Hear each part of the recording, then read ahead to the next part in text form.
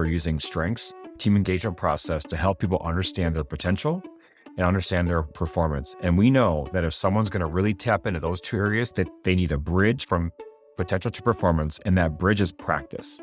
They need to practice paying attention to things that are important, practice integrating strengths, practice reflection, practice hearing someone else's voice. You are listening to the Leadership Vision podcast, sharing our expertise in the discovery, practice, and implementation of a strengths-based approach to people, teams, and culture. For more resources about developing your strengths, the strengths of your team, or the strengths of your entire organization, click the link in the show notes or visit us on the web at leadershipvisionconsulting.com. Hello, everyone. My name is Nathan Freeburg, and did you know that we do coaching at Leadership Vision? Probably not, because I recently learned that we do coaching at Leadership Vision.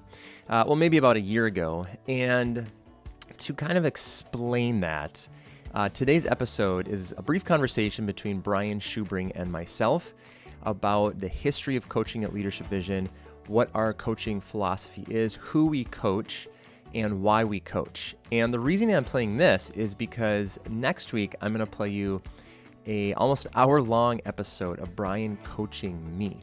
He wanted to show me this new coaching approach that we do with our clients. And he's like, the best way to do that is just to walk you through it and pretend that you're a client. And I said, well, could we podcast it? I'm willing to put my soul on the line and be a little bit vulnerable because I think it could help other people. And even if you don't get coached by us, it might give you some ideas and things to think about that could really benefit you and your leadership and your well-being and just kind of everything. And he said, sure. So today I'm going to play you what I was going to just synthesize because I asked him for just a couple thoughts. And as you know, with Brian, once he gets on a roll, I'm glad I was recording.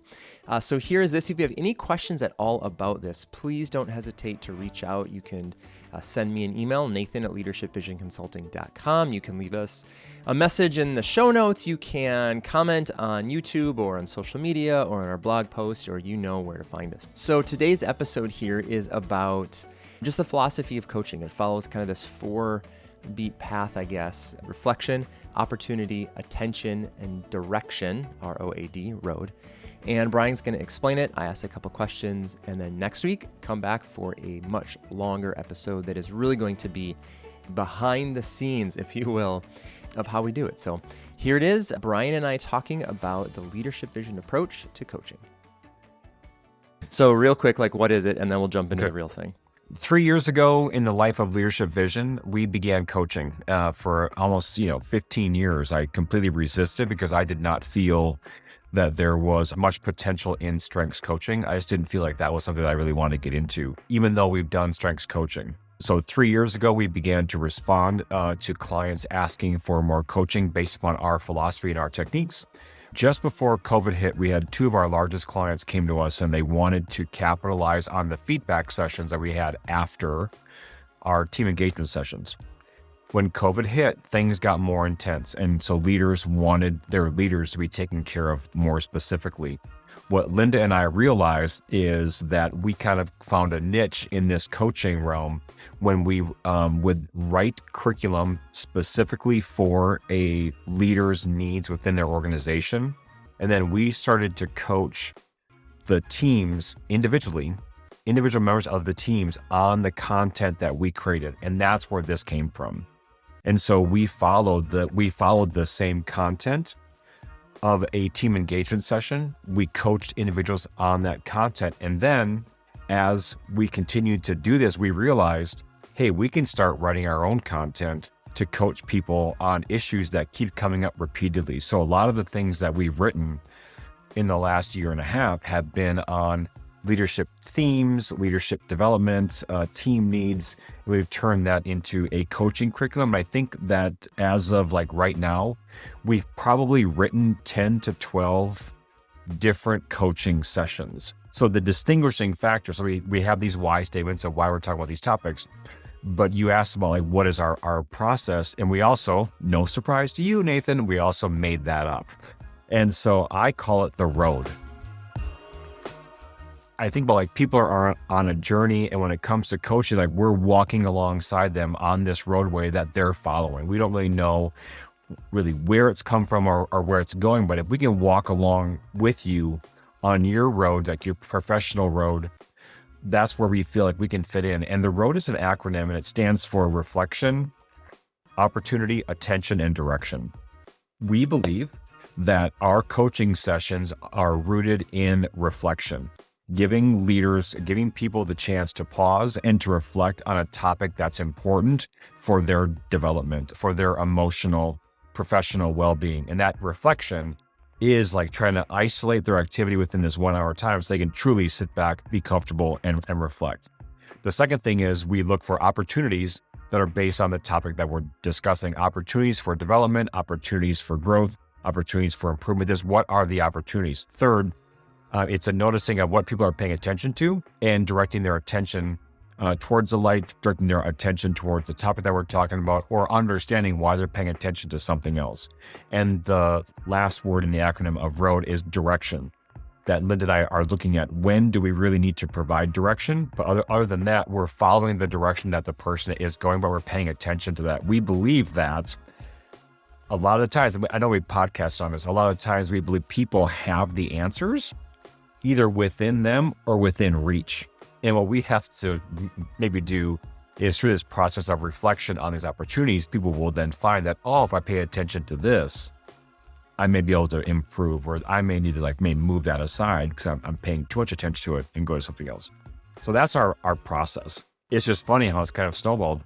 So we're coaching, I think, 25 people right now. We do integrate strengths. So the curriculum that we've written has the person's name, their strengths on this form that we give them, but it's a strength-informed approach. It's not a strengths-based approach. So just because I have strengths there, I may not even refer to strengths at all. The guy I was coaching yesterday, we did a mindfulness practice, and I didn't refer to strengths at all in the conversation. Referentially, I looked at it as a way to help me navigate what he was saying, or to help me interpret or use some other language, but I never directed his attention to it.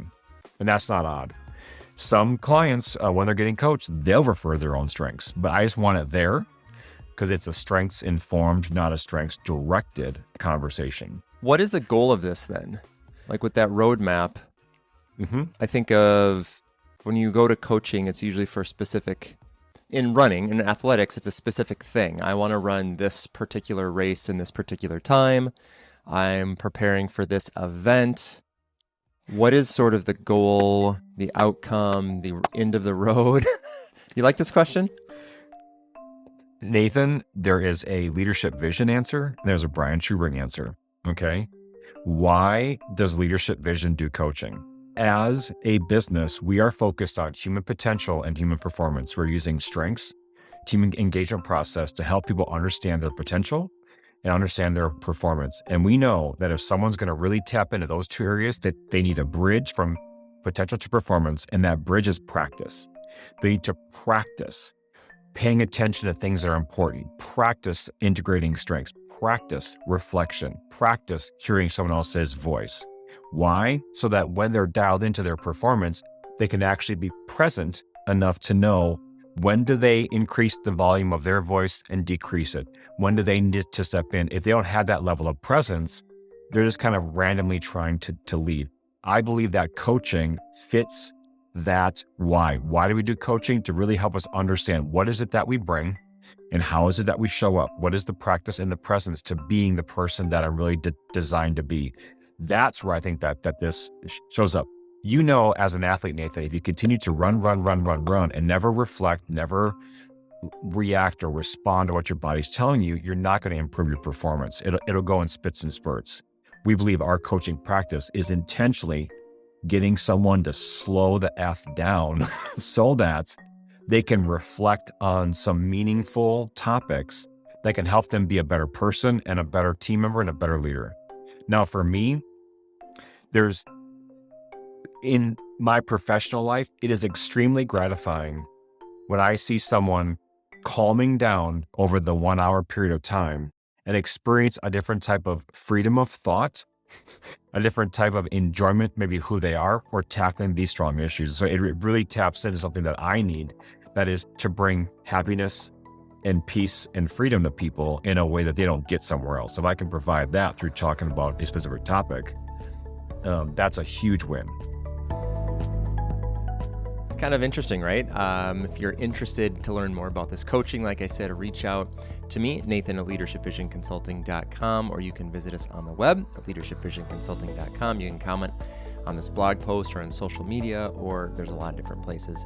Thank you for listening to the Leadership Vision podcast, sharing our expertise in the discovery, practice, and implementation of a strengths-based approach to people, teams, and culture.